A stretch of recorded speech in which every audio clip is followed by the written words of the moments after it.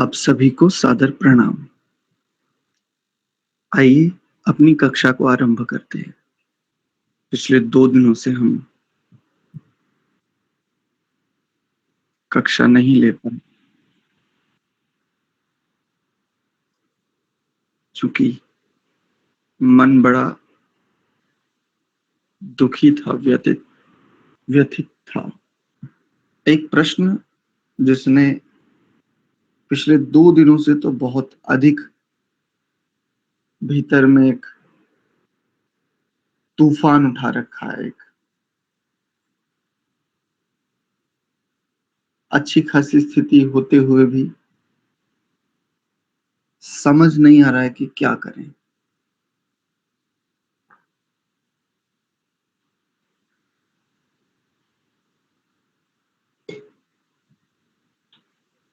संदर्भ है वर्तमान में बांग्लादेश की स्थिति। कुछ छोटे-छोटे यूट्यूब चैनल हैं जो सही को सही बताने का प्रयास कर रहे हैं। लेकिन जो सही को सही बताने का प्रयास कर रहे हैं, यूट्यूब नामक प्लेटफॉर्म ही उनकी रीच को डाउन कर दे रहा है। उन वीडियोज की पहुंच को कम कर दे रहा है। कुछ वीडियोज को बैन कर दे रहा है। इसके अतिरिक्त अधिकांश जितनी भी विधवा विलाप करने वाले हैं, सब में सन्नाटा है।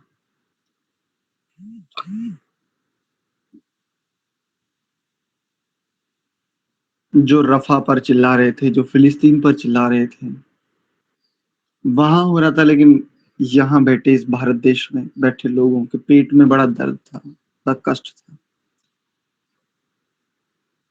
और वो दिन अब दूर नहीं है, बहुत ज्यादा दूर नहीं है, जब यही स्थितियां हम भारत में भी देखेंगे, निश्चित देखेंगे।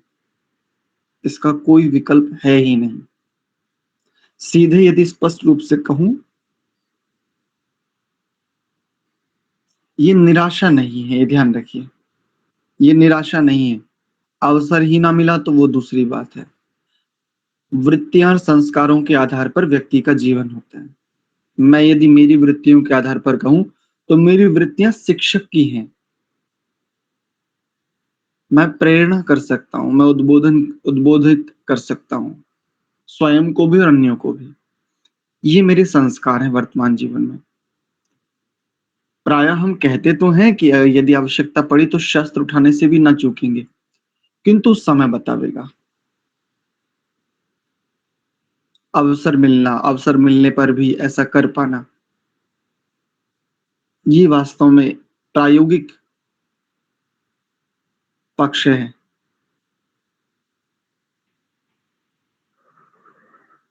ये तो देखा जाएगा, किंतु एक बात स्पष्टता से कह देते हैं, अगर कुछ कर सकते हैं तो कीजिए अपने अपने स्तरों पर, और उतना कीजिए कि बचा हुआ जीवन, निश्चित बात है, बचना नहीं है। एक दिन यह जीवन समाप्त हो ही जाना है। इसका विराम होगा ही, निश्चित बात है। किंतु विराम होने से पूर्व इसकी विरामता को भी सार्थक हम कर सकें।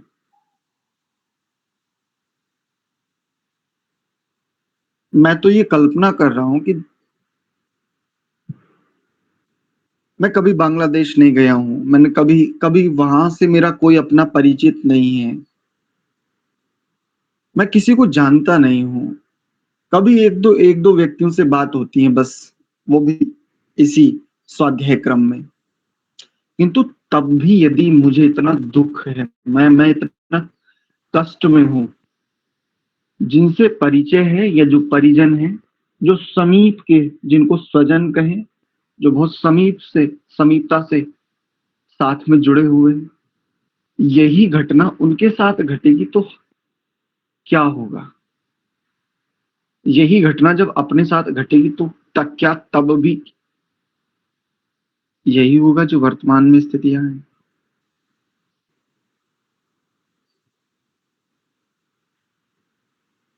नाम दिया गया है कि छात्रों ने प्रदर्शन किया और छात्रों ने प्रदर्शन करके ये बवाल मचाया है। अगर सही से देखें इस घटनाक्रम को, हसीना शेख का वहां से भारत आना और जो भी बहुत सारा कुछ चल रहा है, ये एक दिन की घटना नहीं है। ये इसके पीछे केवल छात्र नहीं है, या अगर इसके लिए कहें तो ये जो भूमि है ना, इसकी पृष्ठभूमि पिछले कई वर्षों से तैयार की जा रही थी और यही स्थितियां भारत में भी अच्छे प्रकार से पनप रही हैं, बढ़ रही हैं। और अपने ही भारत देश के अनेकों स्थानों पर हिंदू लगभग समाप्त, 9 राज्यों में तो 9 राज्य तो लगभग ऐसे हैं जो हिंदू विहीन हो चुके हैं। वहां के कुछ वीडियो सामने आए भी हैं, वहां की स्थितियां भी हम देख सकते हैं। कितना समय हुआ अभी पाकिस्तान को अलग हुए? अभी हम बहुत जल्दी ही बंगाल को भी अलग होते हुए देखने वाले हैं। वहां पूरी तैयारियां हो चुकी हैं।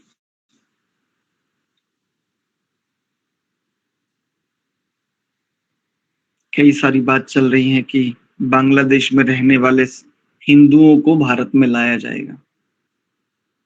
ये बात जैसे ही आई, तुरंत ही बंगाल की एक शासिका है मुमताज बानो, जिनका नकली नाम ममता बनर्जी भी है। उन्होंने कहा हिंदुओं को बंगाल में हम शरण देंगे। क्या अभी अभी पिछले दिनों वहां हुए नरसंहार से हम परिचित नहीं है? और सबसे बड़ा आश्चर्य यह है कि हम भाग रहे हैं। क्यों भाग रहे हैं?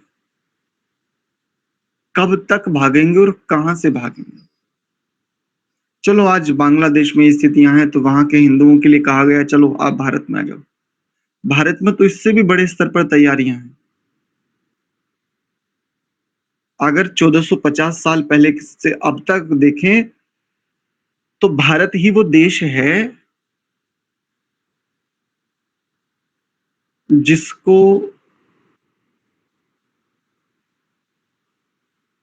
इस्लाम की मान्यताओं के अनुसार चलाने का स्वप्न मोहम्मद ने भी देखा था। बाकी जितने 56 देश बने हैं ना, ये सारे तो ऐसे समझो कि ये तो केवल मात्र पारितोषिक है इनके लिए। मोहम्मद से लेकर के आज तक जो स्वप्न है ना, वो भारत को ही इस्लामिक देश बनाने का है। मोहम्मद ने भी वही स्वप्न देखा था और मोहम्मद के बाद आज तक वही स्वप्न निरंतर चला आ रहा है। तो 56 देश जो बने हैं ना, वो इसी देश के स्वप्न के पीछे बने, तो वो तो केवल एक पुरस्कार मात्र है। वास्तविकता तो इस भारत देश को, इस आर्यावर्त देश को इस्लाम की मान्यताओं के अनुसार चलाने का उनका अपना स्वप्न है और वो इस बात को पूरा करने के लिए अच्छे प्रकार से जुटे हुए हैं। पिछले दिनों भी एक बात कही थी, फिर से आज एक बात दोहराता हूं। आप किसी भी सोशल मीडिया प्लेटफॉर्म पर वीडियो के रूप में मोहम्मद लिख करके पोस्ट नहीं कर सकते, उसको पब्लिश नहीं कर सकते। इस्लाम लिख करके पोस्ट नहीं कर सकते, विशेष रूप से यूट्यूब पर, विशेष रूप से फेसबुक पर। बाकी सब कुछ चल सकता है। हिंदुओं को लेकर के कुछ भी हो सकता है, कुछ भी, लेकिन उनकी पकड़ देखिए किस स्तर पर है। केवल शब्द लिख करके भी आप पोस्ट नहीं कर सकते, पब्लिश नहीं कर पाएंगे। ये है उनकी जबरदस्त पकड़। हमारी बेटियां, हमारी बहनें, हमारे हमारे अपने बंधु, हमारी माएं उल्टे टांग दिए जा रहे हैं बीच चौराहों पर। अभी तक हमने सुना था कि दुधमुहे बच्चों को भालू के नेजों पर उछाल करके भालू के नेजों पर ले लिया गया था। आज तो हम बिल्कुल प्रत्यक्ष देख रहे हैं, बिल्कुल प्रत्यक्ष।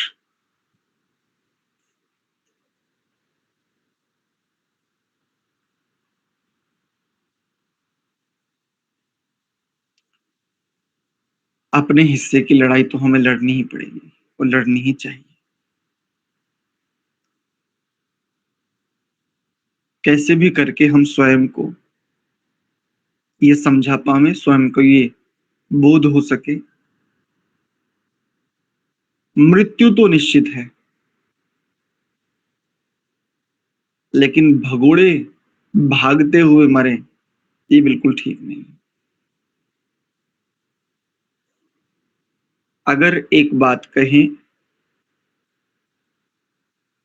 वहां पर उदाहरण के लिए मान लेते हैं 1 लाख हिंदू भी हैं। 1 लाख, 1 लाख लोग, उनके घर में जो भी है, उनके पास जो भी कुछ है, उसी को उठा करके,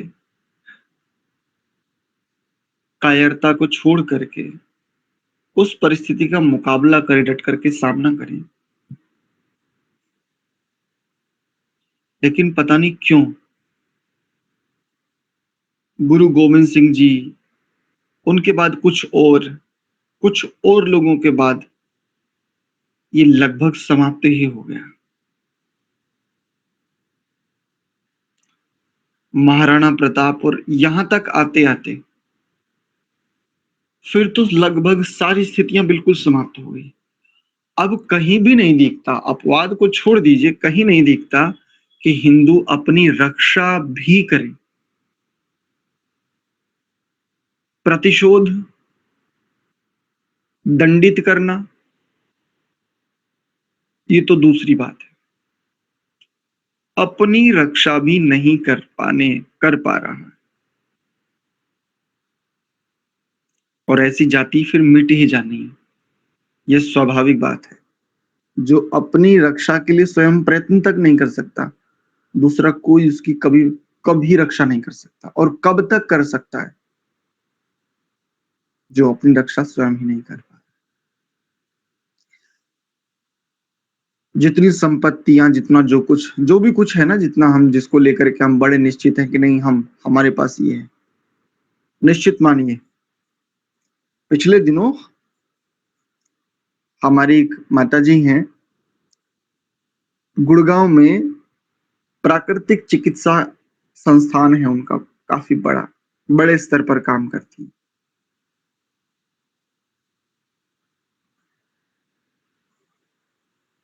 वो पतंजलि आई हुई थी। उनका कोई पेशेंट था जिसको कैंसर हो गया था, ब्रेस्ट कैंसर, किसी लेडी को, और वो बढ़ रहा था निरंतर। तो उसके लिए स्वामी रामदेव जी से बात हुई थी, आचार्य बालकृष्ण जी आदि से, तो वहां उनका उपचार चल रहा था।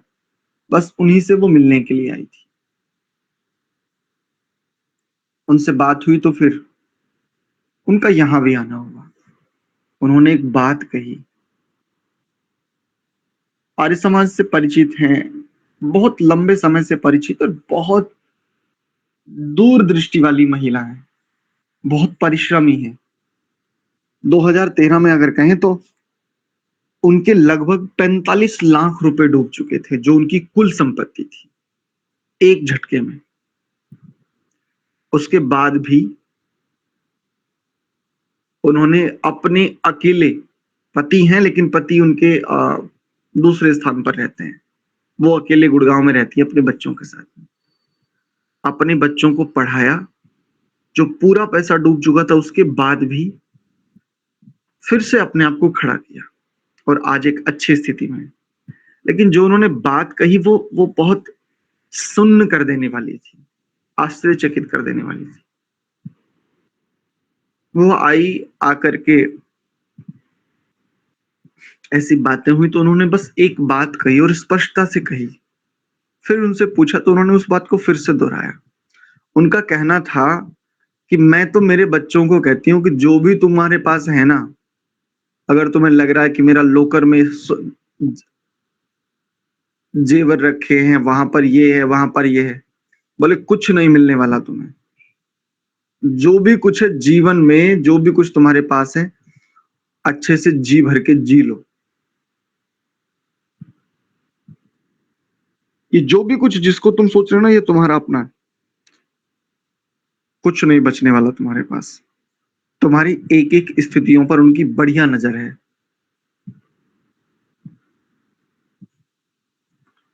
और केवल एक ही दंश नहीं है ऐसा। इस दंश को बढ़ावा देने के लिए ऐसे ऐसे षड्यंत्र खुल रहे हैं, ऐसे ऐसे षड्यंत्र सामने आ रहे हैं कि जिसको देख करके कई बार तो ऐसा लगता है कि सुन्न हो गए हैं मस्तिष्क, बिल्कुल हृदय सुन्न हो चुका है। चाहे वो वक्फ बोर्ड जैसा हो, चाहे वो इनको विशेष अधिकार के रूप में हो, चाहे हिंदू समाज को कुछ बता करके, कुछ दिखा करके भीतर भीतर कुछ और किया गया हो। अनेकों ऐसे कानून हैं, अनेकों। परसों रात्रि में 1 बजे के आसपास बहुत सारी ऐसी चीजें देख रहा था, तो वहां से एक बात और पकड़ में आई, वो भी साझा करता हूँ आपके साथ। 1947 में एक घटना घटी थी, जब भारत देश के एक बहुत उत्तम भाग को काट दिया गया था। उसे पूरे को रक्त से स्नान करा दिया गया था, जिसे वर्तमान में पाकिस्तान के नाम से जानते हैं। मैं तो हैरान रह गया ये सुन करके, ये पढ़ करके। 1947 में जब ये बंटवारा हुआ, पाकिस्तान के जो हिंदू थे, वो हिंदू जो अपनी संपत्तियां छोड़ करके आए थे, वहां से भागे थे, उनको ये अधिकार नहीं था कि वो अपनी संपत्तियों को वहीं पर जो पाकिस्तान में लोग रुके हुए थे उनको दे सके। और उल्टा जो लोग भारत देश से पाकिस्तान गए थे, वो अपनी संपत्तियां मुसलमानों को देने के अधिकारी थे और दे करके गए थे। यानी मुसलमानों की कोई भी संपत्ति हिंदुओं के पास नहीं गई, सरकार के पास नहीं गई। अपितु सरकार का ही ये प्रावधान था, नेहरू और जिन्ना ने मिलकर के, कि जो भी मुसलमानों की संपत्ति थी और जो मुसलमान भारत से पाकिस्तान में गए थे, वो अपनी संपत्ति को मुसलमानों को ही सौंप करके गए। तो ऐसा एक दंश नहीं है जहां से मिटने की, समाप्त होने की प्रक्रिया पूरी ना की जा रही। अब हम स्वयं भी अपना अपना अवलोकन कर लें।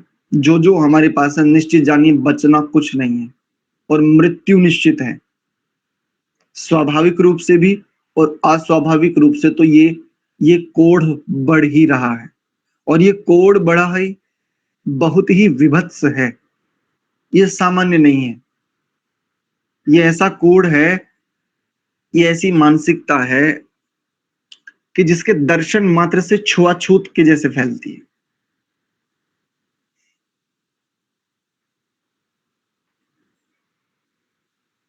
हमें कुछ ना कुछ अवश्य ही करना चाहिए अपने स्तर पर।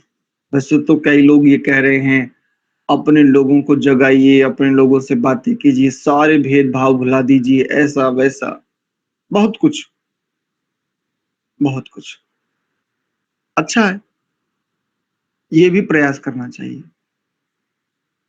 लेकिन जो सजग हैं, जो जीवन को जीते हैं वास्तव में शुद्ध तरीके से, उनको ये विचार करना चाहिए। सीधे स्पष्टता से कह रहा हूं, सुधारवादी सोच को हमें थोड़े दिन के लिए स्थगित करना चाहिए। स्वयं के स्तर पर सुधार ठीक है, स्वयं के संस्कारों के स्तर पर, जो हमारा आंतरिक स्तर है, उसके स्तर पर जो हम हैं वो बहुत बढ़िया है। लेकिन अब एक बात, एक योजना आपके साथ साझा करता हूं। अब ये छोड़िए कि हिंदू मांस खाता है, हिंदू हिंदू अनेकों प्रकार के ये करता है, अनेकों प्रकार के ये करता है। वो योजना आपके साथ साझा कर रहा हूँ। अवसर मिलेगा अवश्य करेंगे और पूरे भारत में जहां भी अवसर मिलेगा जरूर करेंगे। योजना ये है, सबसे पहले हमने ये हटाना है अपने भीतर से कि ये सुधार करे। कोई सुधार नहीं करने की आवश्यकता है, जो जैसा है वो बहुत बढ़िया है, और जो जितना खतरनाक है ना जिस स्तर पे, उस उतने ही खतरनाक व्यक्ति का उतने ही खतरनाक स्तर पर प्रयोग करना होगा हमें, अगर हम बुद्धिमान हैं, अगर हम अपने आप को वैदिक धर्मी मानते हैं। और जो हम अपने आप को वैदिक धर्मी आर्य समाजी मानते हैं, हम अपने आप को बहुत बुद्धिमान समझते हैं। यदि हम बुद्धिमान हैं तो निश्चित सी बात है हमें अपनी बुद्धि से ये जो सामान्य बुद्धियां हैं, इनका अच्छे प्रकार से सदुपयोग लेना होगा। कौन क्या करता है, इसको बिल्कुल समाप्त कर देना होगा। किससे क्या कराया जा सकता है, इस बात को गंभीरता से पकड़ना होगा। जिनको हम आवारा कहते हैं ना, आवारा हैं, लड़के हैं, बदमाश है, याद रखिए इन बदमाशों से ही बहुत बड़ा काम किया जा सकता है। ये आवारा बहुत काम के आवारा हैं, जिनको हम ये कह देते ना कि आवारा सांड की तरह घूमते हैं, कुछ नहीं इनके जीवन में, तो ये करते हैं वो करते हैं। निश्चित जानिए ऐसी ही मानसिकता, ऐसी ही मानसिकता के लोग, ऐसे ही संस्कारों वाले लोग आज हमारा सबसे बड़ा वेपन है, हमारा सबसे प्रमुख शस्त्र है। इन्हीं तक हमने अपनी पहुंच बनानी है, ज्ञानी बन करके नहीं जाना।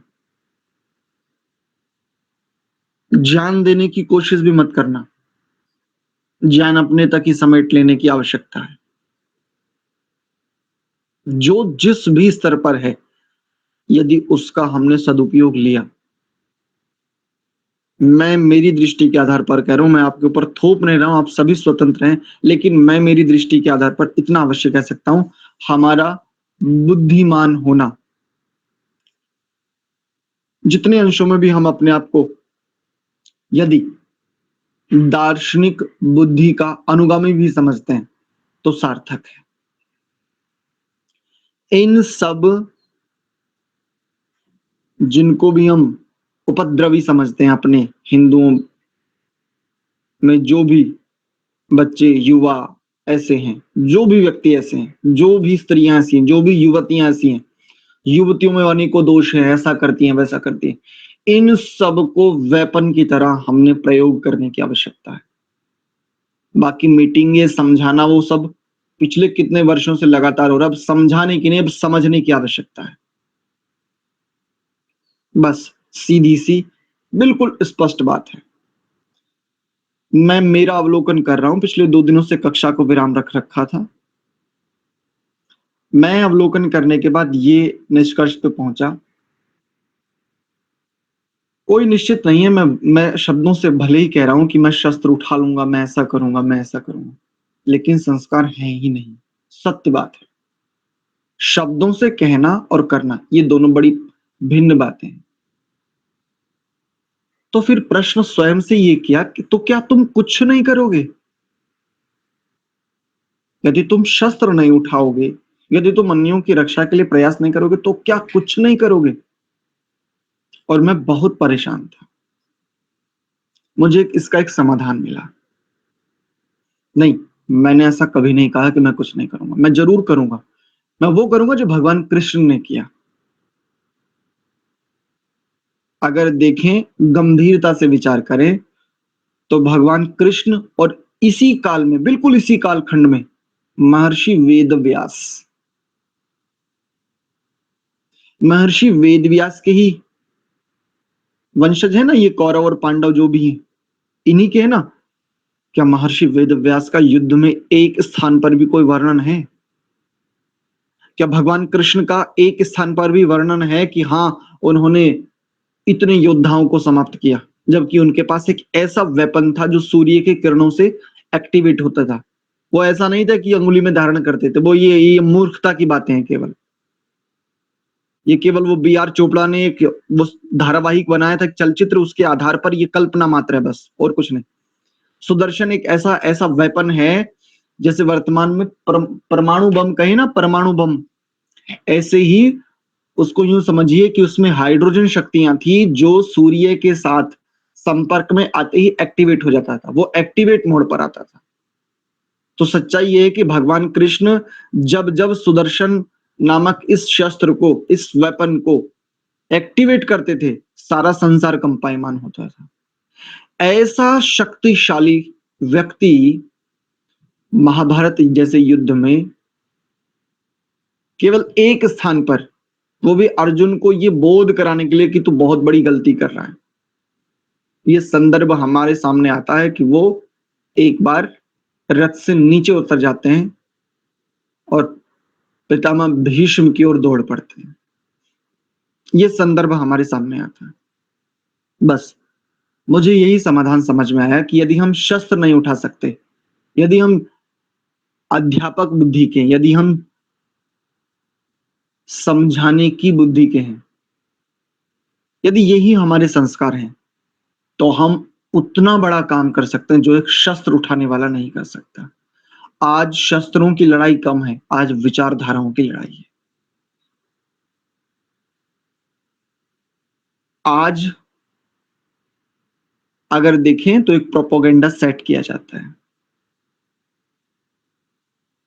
विचार की ही लड़ाई है, और हमें इस विचार की लड़ाई को विचार के स्तर पर ही लड़ना होगा, जैसे भगवान कृष्ण ने लड़ा, जैसे महर्षि वेद व्यास तटस्थ बने रहे, ना धर्म के पक्ष में ना धर्म के पक्ष में। भगवान कृष्ण ने कम से कम स्पष्टता से तो कहा कि मैं समर्थ भी हूं, मैं शक्तिशाली भी हूं, लेकिन मैं धर्म के पक्ष में खड़ा हूं। कौरवों को देखें या पांडवों को देखें, ये तो महर्षि वेदव्यास के हैं, उन्हीं के वंशज हैं। लेकिन और न केवल महर्षि वेदव्यास, इसके अतिरिक्त भी अनेकों ऐसे ऋषि हुए जो उस काल में थे, जो ना धर्म के पक्ष में आए और ना ही अधर्म के पक्ष में। उनकी तो हम बात नहीं करते, किंतु मेरे भीतर उठ रहे इस हलचल का एक समाधान मुझे समझ में आया। भगवान कृष्ण की जो भूमिका रही, वही भूमिका हमें भी निभानी चाहिए, और वो भूमिका इस रूप में है, जो जिस स्तर पर जो कर सकता है उससे वही करवाइए। उन्हें समझाना नहीं है, उन्हें समझना है बस। उनकी शक्तियों को हमने पहचानना है। कोई गुटखा खाता है, कोई शराब पीता है, कोई मांस खाता है, कुछ भी करता है, कुछ भी, याद रखिए ऐसे ही लोग कुछ कर सकते हैं। हम लोग केवल समझाने तक रह जाएंगे अगर हम नहीं समझे तो। बस इतनी ही बातें आज रखनी थी। पिछले कई दिनों से लगातार ये स्थितियां चल रही हैं, मुझे लगा आप लोगों के साथ भी साझा करनी चाहिए। आपके आसपास जो भी लोग ऐसे हैं, जो भी युवक हों, युवतियां हों, स्त्री हों, पुरुष हों, बालक हों, कोई भी हो, देखिए सही बच्चे को, सही व्यक्ति को बिगाड़ मत देना, जो सही संस्कारों के स्तर पर सही है, जैसे हम अपने आप को समझते हैं। लेकिन जो संस्कारों के स्तर पर ऐसा ही है, जो मूढ़ है, जो क्रोधी स्वभाव का है, जो लड़ने झगड़ने वाला है, जो जो उग्र स्वभाव का है, जो उपद्रवी है, इन्हीं इन्हीं का बहुत अच्छे से शस्त्र के रूप में हमने प्रयोग करना है, इन्हें तैयार करना है, इन्हें पालना है, अपनी संपत्ति को, समूची संपत्ति को इनके पीछे हमने लगाना है। मैं तो स्पष्टता से ये बिल्कुल निश्चय करके बैठा हूं, क्योंकि ये बात अवश्य है। प्रश्न ये नहीं है कि मृत्यु आएगी या हम मर जाएंगे, हमसे ये देह छूट जाएगा, ये प्रश्न नहीं है। प्रश्न ये है, महाराणा प्रताप जैसे योद्धाओं के बाद क्यों शस्त्र नहीं उठाए जा रहे हैं, क्यों? और पिछले, चलो आरंभिक काल था उस समय, चलो एक एक जिस समय ये आरंभ हुआ था उस समय अगर एक एक कंकर भी मारते ना जितने उस समय हिंदू थे, मोहम्मद और मोहम्मद के साथ जितने भी जुड़ने वाले थे, मतलब वही वही दब जाते, एक पहाड़ बन जाता है, एक एक एक छोटा छोटा कंकर भी मारते। पिछले 1450 सालों से कोड बढ़ता और निरंतर बढ़ता ही आ रहा है, उसको बढ़ाया जा रहा है। कमाल की बात है।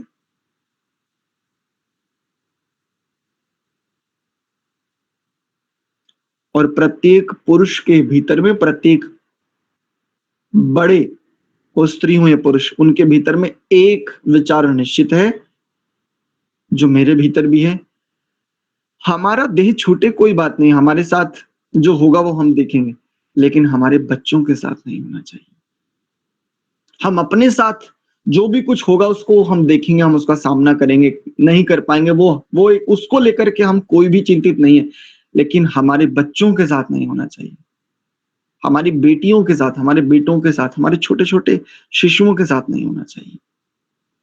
अगर हम इनको बचाना चाहते हैं तो हमें अब अपनी दिशा को बदलना होगा, हमें अपनी दृष्टि को बदलना होगा। और इस दृष्टि को बदलने का सीधा प्रारूप ये है, बहुत सारी बातें, बहुत सारी चर्चाएं होंगी, होती रहेंगी, होनी चाहिए, नहीं होनी चाहिए, ये सबका अपना स्वतंत्र व्यक्तिगत निर्णय हो सकता है।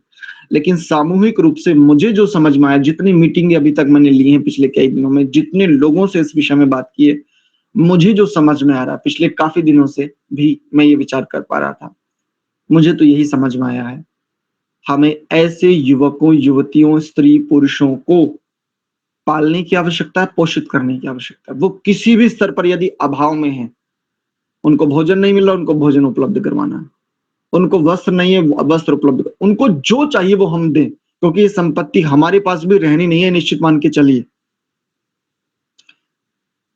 क्लियर कट है पूरी दिल्ली में।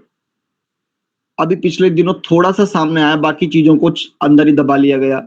हालांकि इस समय केजरीवाल की सरकार नहीं है, तब भी देखो कितना बड़ा खेल खेल चुके हैं ये लोग दिल्ली में भी।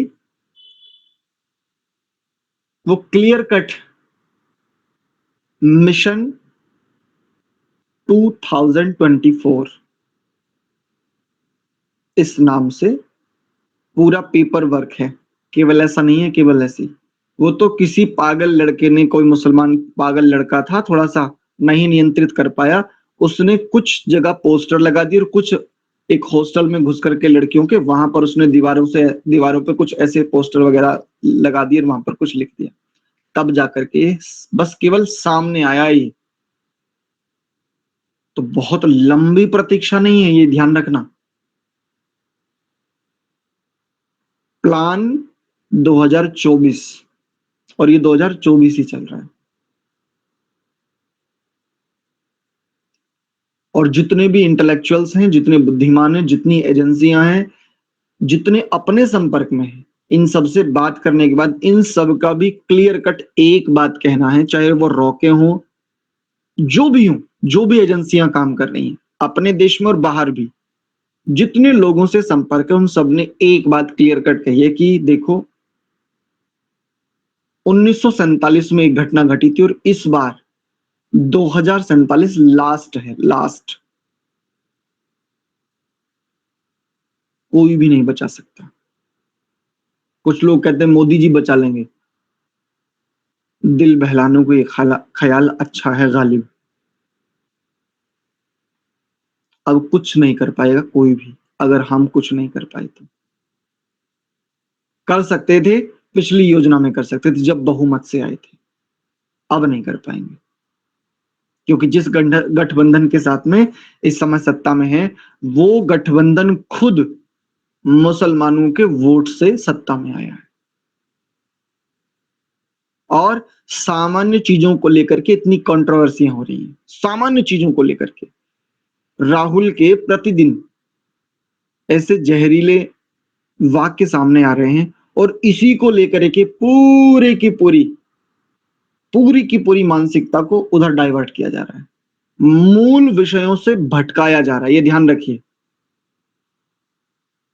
Maximum news channel, maximum videos, maximum social media, जो भी कुछ है, हमें हमारी तैयारियां हम ना कर पाए इससे भटकाया जा रहा है। हम काम ना कर पाए, हम इस संवेदनशील स्थिति को कहीं अनुभव में ना ले लें और इसको अनुभव में ला करके हम कहीं अपने स्तर पर हम जो कर सकते हैं वो हम कहीं ना करने, क्योंकि हम बहुत कुछ कर सकते हैं, ध्यान रखिए, बहुत कुछ कर सकते हैं।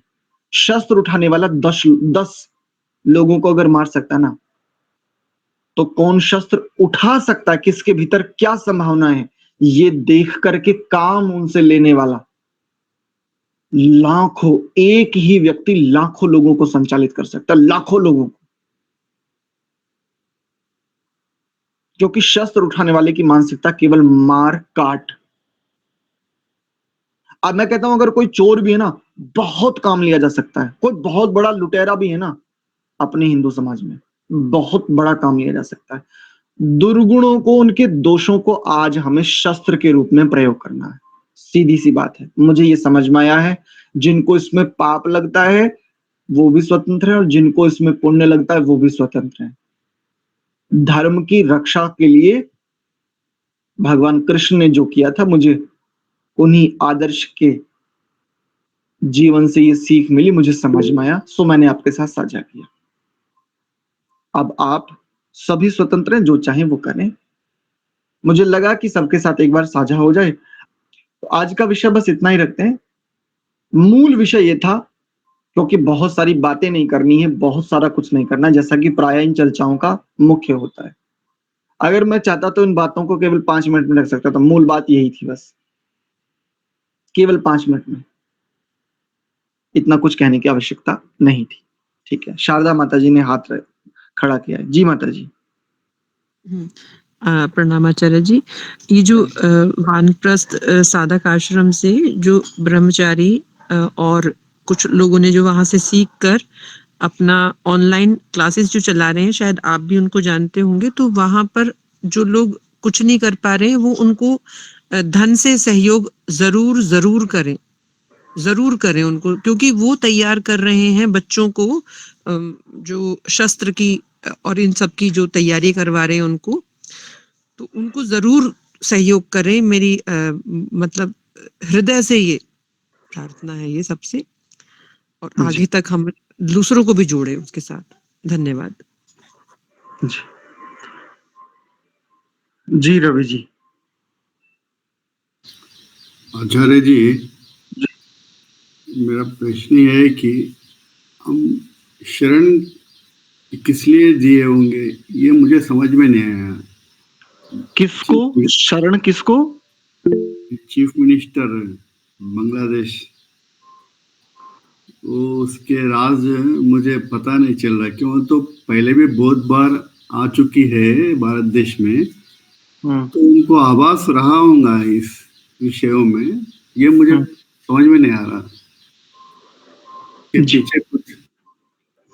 चलिए संक्षेप में एक बात कह देते हैं, यद्यपि ये राजनीतिक पक्ष है, लेकिन जो मुझे समझ में आया वो बात आपके साथ साझा किए देता हूँ।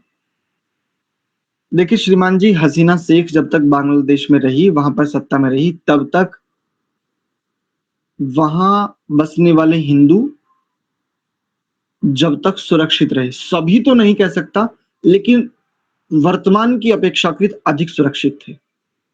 बांग्लादेश की सीमाओं से जितने जितने टेररिस्ट, जितने आतंकवादी भारत में घुस सकते थे, वो सीमाएं अधिक सुरक्षित रही। भारत के पक्ष में, भारत की सहयोगी के रूप में हसीना शेख रही।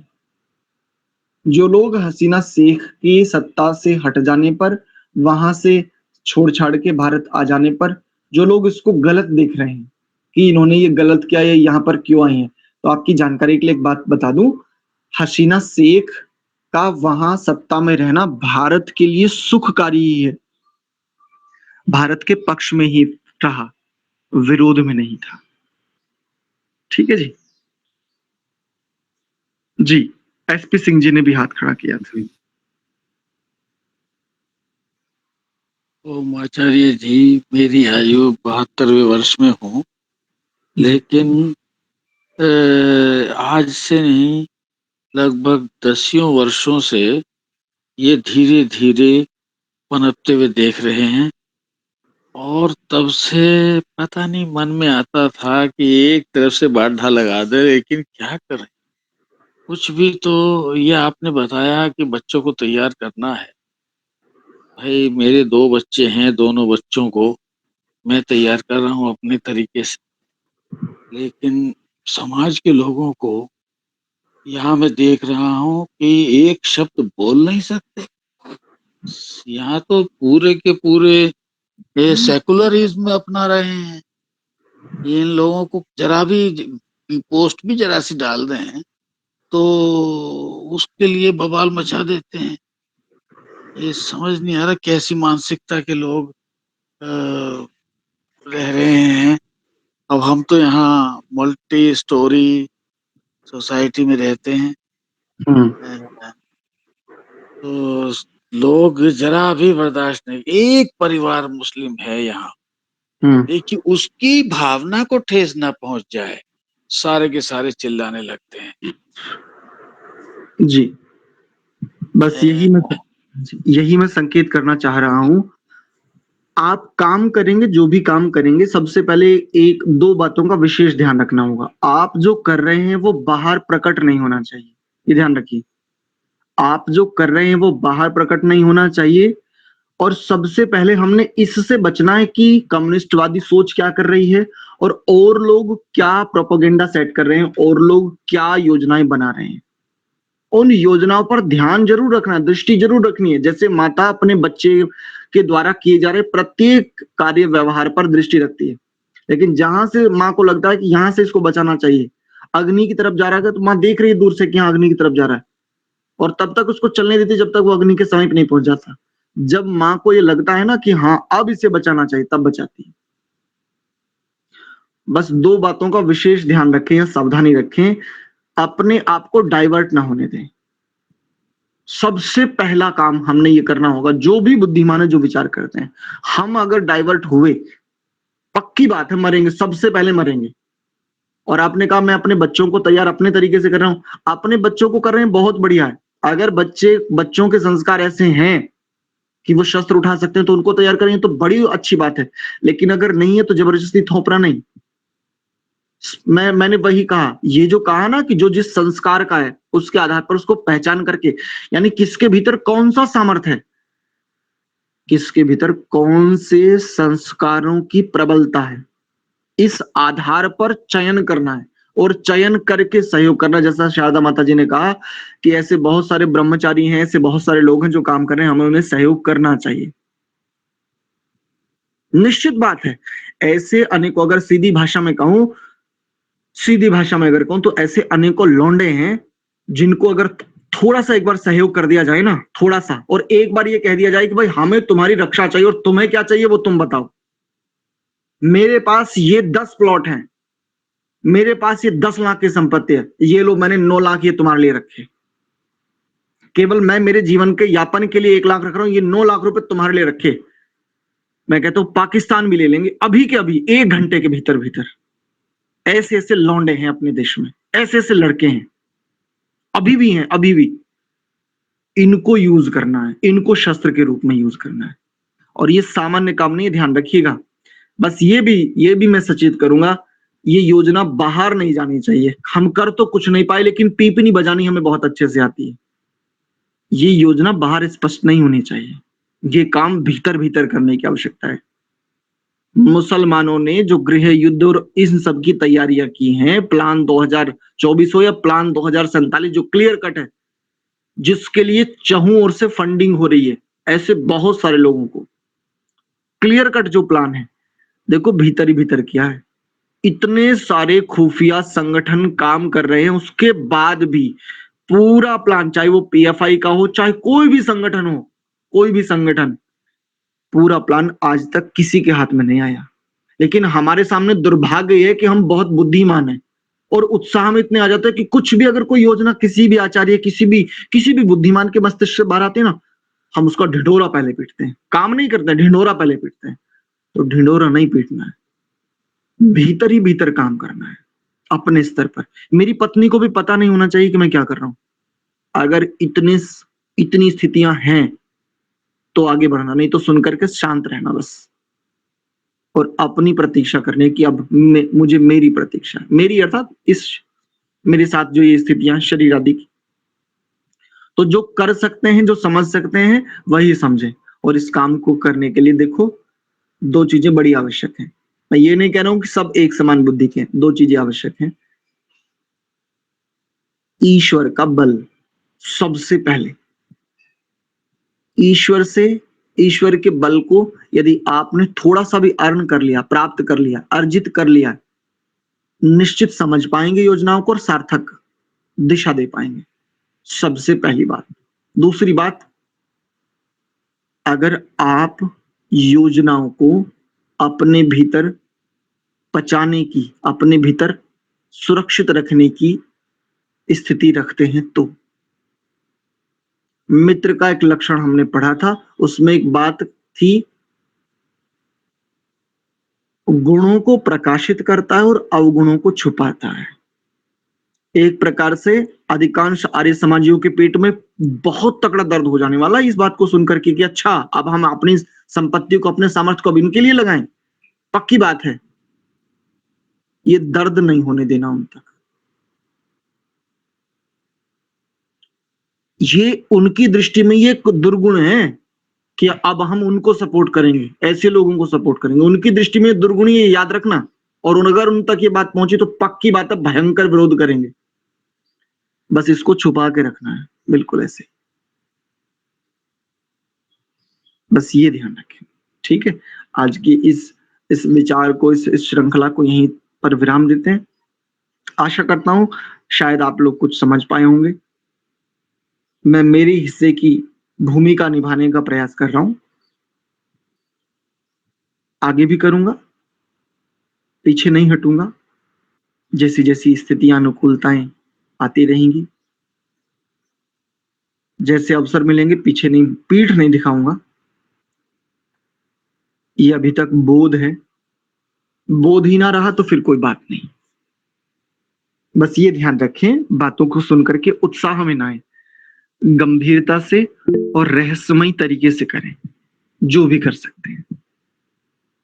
बाहर प्रकट नहीं करना है इनको, ढिंढोरा नहीं पीटना। आप कहां सहयोग कर रहे हैं, किन को सहयोग कर रहे हैं, ये पहले देखना है, भगवान कृष्ण की तरह। जिस समय पांडव अज्ञातवास में थे, एक छोटी सी बात साझा कर रहा हूं, आप शायद और अच्छे से पकड़ पाएंगे। अज्ञातवास के समय, वनवास के समय, अनेकों स्थानों से अनेकों योद्धाओं को चुन चुन करके ढूंढ रहे थे, किसके पास कौन सा सामर्थ्य है, कौन किस पक्ष में है, कौन किसके लिए काम कर रहा है, किसकी कैसी स्थितियां हैं। और जैसे ही अज्ञातवास समाप्त हुआ, सबसे पहले सबको संदेश भिजवाए, खुद नहीं भेजे, खुद पहले पूरे संसार में जो भी थे, जो भी राजा थे, योद्धा थे, जो भी प्रतिष्ठित व्यक्ति थे, उन सबको ऑब्जर्व किया। और जैसे ही अज्ञातवास समाप्त हुआ और जैसे ही पांडवों ने फिर से शस्त्र उठाए, सबसे पहले सबको सूचना भिजवाई, सबको। बस यही ऑब्जर्वेशन करना है हमने। अपने आप नहीं, तुरंत नहीं दौड़ पड़ना, ये शीघ्रता से किए जाने वाला कार्य नहीं। भगवान कृष्ण को अपने सामने रख लीजिए और बस ये मानिए कि परमपिता परमात्मा मुझे वो बल, सामर्थ्य, शक्ति, ऊर्जा, दृष्टि सब कुछ निरंतर प्रदान कर रहे हैं और मेरे लिए दिशा बोध, मेरे लिए प्रकाशक का काम कर रहे हैं भगवान कृष्ण। और बस यूं समझ लीजिए कि मेरे पास भगवान कृष्ण का सुदर्शन नामक वेपन है जो सारे संसार को ध्वस्त करने का सामर्थ्य रखता है, इकलौता, यानी वो दृष्टि है। संसार में सबसे खतरनाक जो शस्त्र होता है वो मनुष्य का विचार ही होता है, उसकी दृष्टि ही होती है, इसके अतिरिक्त कुछ नहीं होता। ठीक है, आशा करता हूं कि मैं मेरी बात आप तक पहुंचाने में सफल हुआ हूं। परमात्मा से भी यही कामना है, जो मैं प्रयास कर रहा हूं वो प्रयास आप तक पहुंचे, आप उसके साथ जुड़ पावे और हम सब मिलकर के कुछ काम कर पावे। दूसरे लोगों को भी मनाना है, आंतरिक रूप से, बाहर नहीं। प्रायोगिकता कभी प्रकट नहीं की जाती जब तक ये पर्दे के भीतर रहेगी तब तक ये पुष्पित होती रहेगी, दिनों दिन, रात दिन दूनी रात चौगुनी बढ़ेगी। और जिस दिन प्रकट हो गई ना, सारा का सारा समूह सबसे पहले मारा जाएगा। ध्यान रखना, ये आज स्पष्टता से बता दे रहा हूं। सारी संपत्ति, वो सब कुछ तो छीना जाएगा, सबसे पहले अपने ही मारेंगे, ये ध्यान रखना। कभी उत्साह में आकर के बहुत बड़ा बवंडर अपने लिए खड़ा कर दो और कहो उन्होंने कहा था इसलिए हम कर रहे थे। सबसे पहले मेरा नाम ले देना, मुझे कोई आपत्ति नहीं है, लेकिन ये ध्यान रखना पर्दे के भीतर रह करके ये काम करने की आवश्यकता है। बाहर मत ले आना, गलती से भी मत ले आना। अपने बेटे को भी मत बता देना अगर उसके संस्कार, उसके भीतर ये संभावना, सामर्थ्य नहीं है तो। अपने पति को, अपनी पत्नी को, अपनी माँ, अपने पिता को भी मत बता देना ये योजना कि मैं अब इस प्रकार से काम करने वाला हूं। समाज में उनको ढूंढना है, युवाओं को, युवतियों को, स्त्रियों को, पुरुषों को, बालकों को, बालिकाओं को, जो इस संस्कार वाले हैं, जिनमें उग्रता है, जिनमें क्रोध है, जिनमें लड़ाई की प्रवृत्ति है, जिनमें दोष है, उनके दोष को ही उनका शस्त्र बनाना। और शस्त्र बना करके निरर्थक मत मरवा देना किसी को। फिर कह रहा हूं,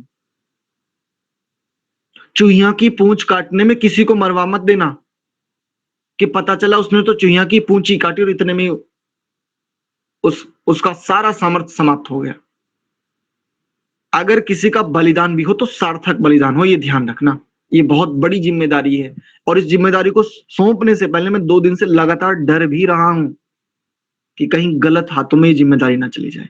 लेकिन आप सब लोग अनुभवी हैं, पारखी दृष्टि के हैं, इन बातों को समझ पाएंगे। इसलिए बंदर के हाथ में तलवार मत दे देना। और ये स्वयं के स्तर पर भी देखना, अगर मेरी स्थिति नहीं है तो इस बात को सुनकर के बस, वो कहते हैं ना, कड़वा घूंट समझ करके पी जाना, बाहर भी मत लाना। अगर स्थिति नहीं है इसको, इस योजना पर काम करने की, बस सीधी सी क्लियर बात है। जो संपत्ति है वो निश्चित जानिए, ये ध्यान करके चलिए। तो जो भी संपत्ति, जो भी ऐश्वर्य है, उनकी 3 गतियां होती है, दान, भोग या नाश।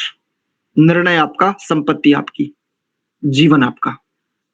जो भी ऐश्वर्य हैं, या तो उनको दान कीजिए, या तो उनको भोग लीजिए, या तो उनका नाश होना बिल्कुल निश्चित है, ध्रुव सत्य है। चाहे आप जहां रहते हो, किसी भी स्थान पर रहते हो, आप ये भी अपने भीतर में भ्रम पाले हुए ना कि मेरे तो चहुओर हिंदू ही है। ये ध्यान रखना, हिंदू ही सबसे पहले बताते हैं कि उसके पास इतनी संपत्ति है।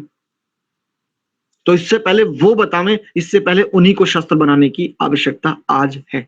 ओम। आज का विषय इतना ही। बहुत बहुत धन्यवाद आचार्य। बस धन्यवाद इसी रूप में है कि हम कुछ कर पाए। जी रामपाल जी। आचार्य जी, कल एक वो पढ़ने को मिला मुझे जी।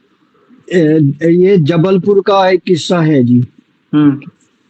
एक परिवार था, 2 लड़के और एक उनकी माँ थी। उनके पास अच्छी संपत्ति थी, 5-10 जगह अच्छी प्रॉपर्टी थी जबलपुर में। वो परिवार था जी बंगाल का। तो उसमें क्या हुआ, मुसलमान के बच्चे उनके मकान के सामने ठेली लगाते थे फलों की। उन्होंने कह दिया कि भाई माता जी, हमारे जो है ये थोड़ा सा एक कमरा किराए पे लिया, हमारा सामान रखा जाए और अपनी थैली वेली अंदर खड़ी कर ले। तो उन्होंने दे दिया, बड़ा प्रेशर था जी। तो उन्होंने क्या किया, पहले तो वो भेद ले लिया। पहले तो वे 2 लड़के, उसके बुढ़िया के 2 लड़के थे ना जी, वे दोनों को रहस्यमयी ढंग से गायब किया। फिर उस बुढ़िया को उठा ले गई, उठा के फिर उसको मार दिया गया और उसको जलाया गया शमशान घाट में। एक हिंदू था और 2 मुसलमान थे वही जी। तो और उनकी 5-7 करोड़ रुपए उनकी कैश संपत्ति थी। और वैसे कैश था और वैसे संपत्ति 10-15 करोड़ की संपत्ति थी। तो जनाब, उन्होंने वो सारी संपत्ति की उस बुढ़िया से वसीयत कराई हुई भी निकली जी। और वह उनका म्यूटेशन करा लिया। म्यूटेशन उसको कहते हैं कि अपना कहीं नाम नूम चढ़वाना जी। और वे खाते से सारे ट्रांसफर, जब वो बात हुई कि कहाँ जा रहा है, कैसे हो रहा है, तो एक वकील साहब ने उसकी कंप्लेंट डाल दी है जबलपुर की, जी और के ये जो है तीनों कत्ल हुए हैं और ये वारिस नहीं है इसके।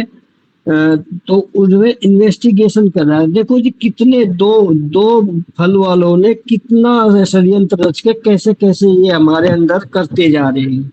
जी ये पूरी योजनाबद्ध चलते हैं जी, हाँ जी, हमारी योजना नहीं होती। बिल्कुल बिल्कुल और उसका मतलब 10-15 करोड़ रुपए के संपत्ति के मालिक होंगे, और पता नहीं अब वही इन्वेस्टिगेशन ऑफिसर अब आगे का भविष्य बता रहा है जी, पता नहीं क्या होगा इसमें। इन्वेस्टिगेशन ऑफिसर होंगे सब हिंदू, लेकिन पैसे लेके, चूंकि संपत्ति उनके पास है, पैसे लेके सारा पेंडिंग रहेगा, पता नहीं उनको वे पकड़े जाएंगे कि नहीं होंगे पकड़े जाएंगे जी अभी अभी वकील लोग कुछ पीछे लगे हुए हैं इस काम के। जी। तो ऐसे ऐसे षड्यंत्र चलते हैं जी। ये पिछले बहुत दिनों से लगातार चल रहा है। हाँ, परियोजित ढंग से चलते हैं जी ये। और ये चलता रहेगा, ये हमने समझने की बात है, ये हमने जानने की बात है, देखने की बात है, हमें ही सावधान होने की बात है। ये तो लंबे समय से चल रहा है और चलता रहेगा। बस ये अब हमें देखना है कि जो हम समझ पाए उस पर हम कितना काम कर पाते हैं और उसको हम कितना गोपनीय रख पाते हैं। बस अब ये अवसर हमारे सामने है। और ये केवल एक जगह की बात नहीं है, मुंबई, महाराष्ट्र, केरल, तमिलनाडु और सेवन सिस्टर्स कहे जाने वाले पूरे के पूरे ये सातों स्थान, छत्तीसगढ़, पूरा का पूरा बंगाल, और इधर आप चले जाए तो साउथ लगभग पूरा गया, वेस्ट लगभग पूरा गया, कुछ एक स्थानों को छोड़। ये तो आप एक घटना बता रहे हो, एक घटना भी चलो सामने आ गई इसलिए आपको पता चल पाया। ऐसे तो बहुत सारे लगभग ये, और आज थोड़ी, ये केवल आज से थोड़ी है, ये तो पिछले लंबे से। मैंने इसलिए कहा कि आपकी जो संपत्ति है वो निश्चित जानी, क्योंकि आपकी संपत्ति का भेद देने वाला सबसे पहला हिंदू ही होगा, जो आपके आसपास रहने वाला होगा, ये ध्यान रखिए। वो लोग भी करते हैं, वो लोग भी इस जगह जगह जाकर के फल लगाते हैं, सब्जियां लगाते हैं, सब्जी बेचते हैं, कपाड़ी वाले हैं, ये सब कुछ है।